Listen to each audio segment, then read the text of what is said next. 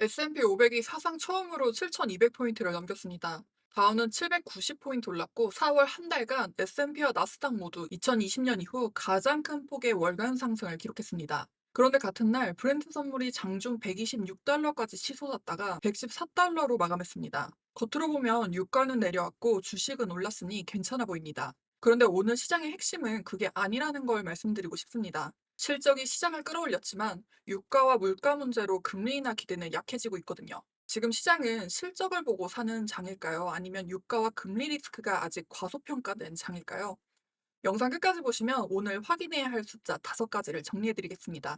우선 장마감 분위기 다시 살펴보겠습니다. 시장을 끌어올린 첫 번째 이유를 봐야겠죠. 구글이 10%가 올랐어요.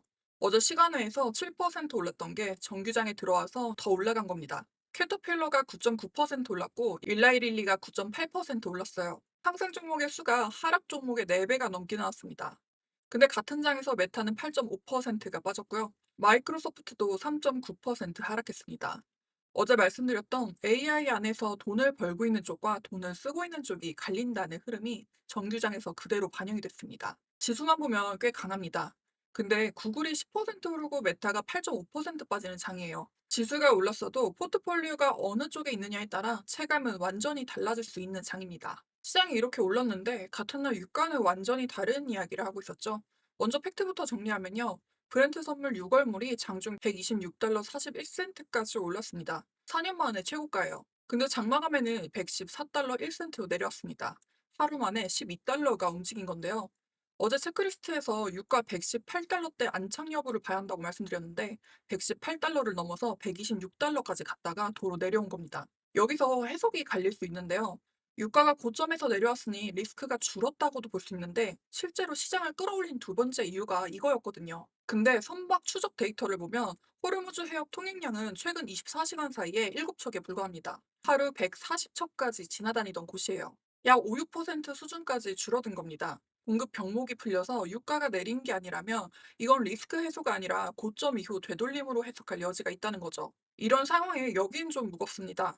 미 중부사령관이 이란에 대한 추가 군사행동 옵션을 트럼프 대통령에게 브리핑할 예정이라는 얘기가 나왔거든요. 공세가 풀리는 게 아니라 오히려 확대될 수 있다는 겁니다. 그래서 오늘 봐야 할 건 브렌트 종가 하나가 아닙니다. 호르무즈 통행량이 회복되는지, 그리고 유가가 다시 120달러 위에서 안착하는지 이 두 가지입니다.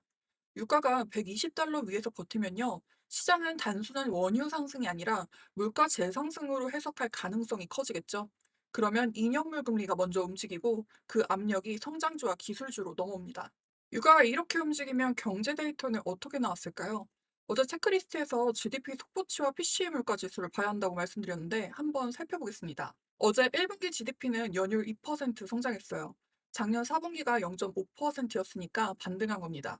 수출, 소비, 정부 지출이 성장을 끌어올렸는데 투자 안에서는 정보 처리 장비, 특히 컴퓨터와 관련된 장비 투자가 늘었어요. 여기까지는 좋은 뉴스입니다. 근데 같은 보고서에서 물가가 언급된 건데요. 1분기 PC 물가가 전기 대비 연이을 4.5%로 올랐습니다. 에너지를 빼고 본 근원 PCE도 4.3%예요. 최근 석 달간 물가 속도가 빨라졌다는 뜻입니다. 이런 조합은 연준에겐 곤란할 거예요. 연준 입장에서 경기가 버티고 있으면 금리를 내릴 이유가 없거든요.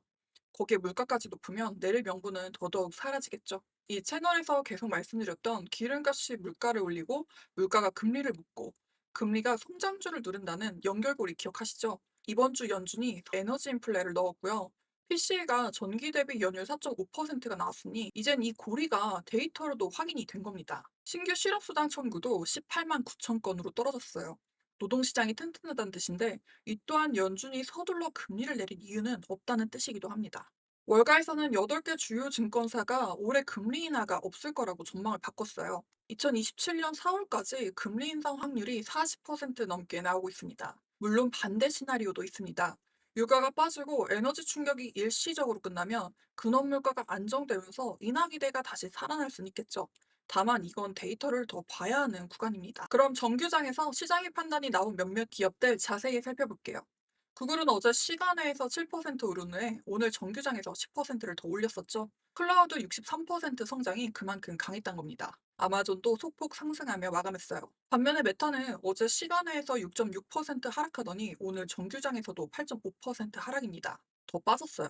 100억 달러 비용을 더 쓰겠다고 한 게 문제가 됐었는데 여기에 250억 달러 규모의 채권까지 발행했습니다. AI 투자가 주가 문제를 넘어서서 빚으로 가고 있는 건데 이 돈이 언제 매출로 돌아올지가 아직 안 보인다는 게 문제가 되고 있습니다. 그리고 오늘 애플이 실적을 발표했죠. 매출이 1112억 달러, 주당 순이익이 2달러 1센트입니다. 둘 다 예상을 웃돌았어요. 3월 분기 역대 최고 매출입니다. 아이폰 매출만 약 570억 달러로 전년 대비 22% 늘었고, 서비스 매출은 310억 달러로 역대 최고를 기록했어요. 자사주 매입도 1000억 달러 규모를 발표했습니다. 여기까지만 보면 아주 강한 실적이에요. 근데 팀쿡이 한 가지를 더 말했는데요.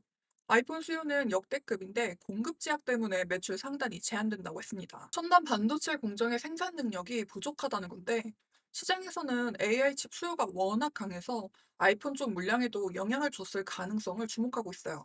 다만 이건 아직 공식적으로 단정할 수 있는 단계는 아닙니다. 중요한 건 수요가 없어서 못 판 게 아니라 공급이 충분하지 않아서 매출 상단이 제한됐다는 거예요. 공급이 풀리면 매출이 더 나올 수도 있다는 뜻이지만 반대로 이제 빅테크의 실적 상단은 소비자 수요뿐만 아니라 반도체 공급망에 같이 묶이기 시작했다는 뜻이기도 합니다.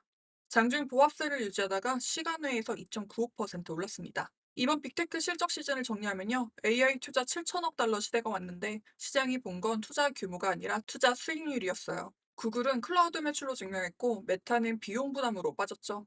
애플은 공급 제약이라는 새로운 변수를 보여줬습니다. 그럼 중앙은행 얘기로 넘어가 보겠습니다.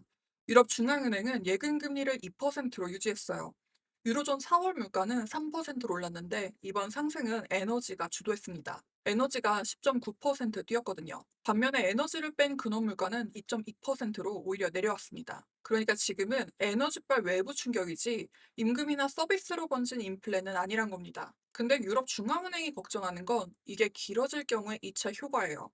유럽 중앙은행의 정책 소식통은 6월부터 최소 두 차례 인상 가능성을 논의하고 있다고 합니다. 영란은행도 금리 3.75%로 8대1로 동결했는데 여기에 더 강한 발언이 나왔습니다. 최악의 경우 물가가 2027년 초에 6%를 넘을 수 있다는 시나리오를 공식적으로 내놓은 건데요. 수석 이코노미스트 휴필은 단독으로 4% 인상을 주장하기까지 했습니다. 이걸 종합하면요. 이번 주는 연준이 8대4로 갈라졌고 유럽 중앙은행과 영란은행도 동결하면서 인상 가능성을 열어뒀어요. 새 중앙은행의 결정은 같았지만 메시지는 점점 매파적으로 기울고 있습니다. 다만 반대 측면도 있어요. 유로존 근원 물가가 2.2%로 내려온 건 아직 에너지 충격이 전체 물가로 번지진 않았다는 뜻이에요.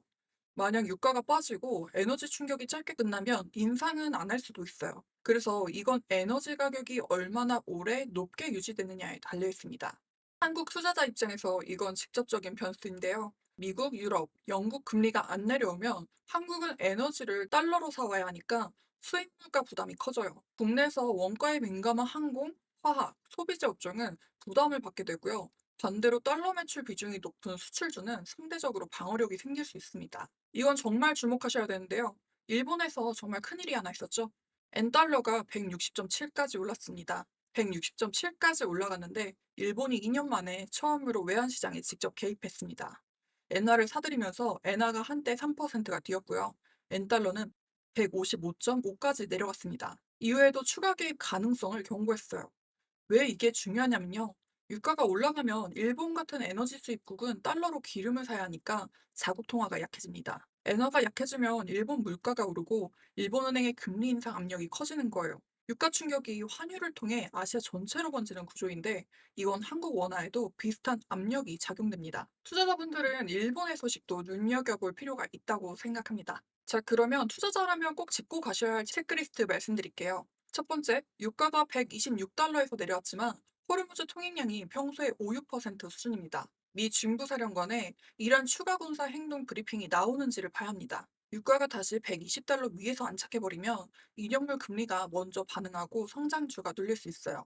두 번째, 1분기 PCE 물가가 전기 대비 연이율 4.5%가 나왔고 8개 증권사가 올해 금리 인하는 없다고 전망을 바꿨습니다. 2년물과 10년물 금리가 다시 오르는지가 핵심입니다. 세 번째, 빅테크 실적 시즌이 끝났는데 구글은 10% 상승하고 메타는 8.5% 하락 마감했습니다. 격차가 5월에도 유지가 되는지를 봐야 합니다. AI 투자가 매출로 돌아오는 회사와 비용만 쌓이는 회사, 이 차별화가 계속되는지 지켜보셔야 합니다. 네 번째, 애플 공급 제약이에요. 햄쿡이 첨단 반도체 공장의 생산 능력 부족을 직접 언급했습니다. AI 칩 수요와의 경쟁이 원인인지는 아직 확인 중이지만 이 병목이 풀리는 시점이 반도체 업종 전체의 변수가 될 겁니다. 다섯 번째, 일본 외환 개입 후속이에요. 엔달러가 160 위로 다시 올라가는지 추가 개입이 나오는지를 봐야 합니다. 골든위크 기간이라 거래량이 적어서 변동성이 평소보다 더 클 수 있었다는 점도 고려하셔야 합니다. 유가가 금리를 묶고 있는 한 실적이 좋아도 시장이 쉽게 올라가기 어렵다고 말씀드렸었는데 오늘은 시장이 올랐습니다. 실적의 힘이 유가의 무게를 이긴 하루인 겁니다. 근데 이게 계속될지는 호르무즈가 열리느냐, 그리고 유가, 금리, 나스닥이 어떻게 동시에 반응하느냐에 달려 있어요. 오늘은 여기까지 시장을 살펴봤고요. 양질의 데이터를 제공해 드릴 수 있도록 구독, 좋아요, 알림 설정 부탁드리겠습니다. 내일도 꽉 찬 데이터로 찾아뵐게요. 감사합니다.